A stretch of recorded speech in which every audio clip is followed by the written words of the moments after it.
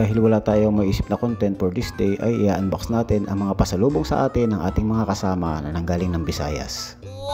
At ayan, binubuksan na nga natin ang lalagyan. Sa unang bola, meron tayong natanggap na piyaya. So parang hopya ito na pinitpit. Marami ito sa Negros.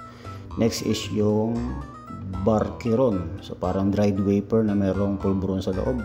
So, may slogan na ikaw lang talaga. Hayop ah. Sana all, ikaw lang talaga.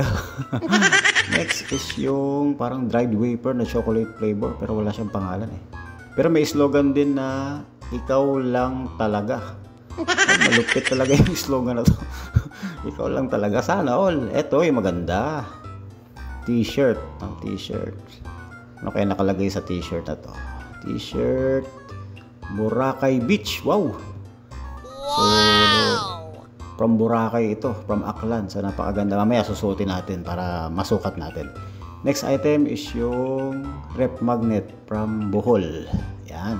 May didikit na naman ako sa refrigerator namin. And of course, from Boracay also, parang ito, couple keychain, no? Thank you sa mga kasama ko, napaka-generous ninyo. At ito na nga, sinukat na nga natin, yan, no? Talaga, minodel-model pa talaga, oh. Ba, nagpagwapo pa talaga.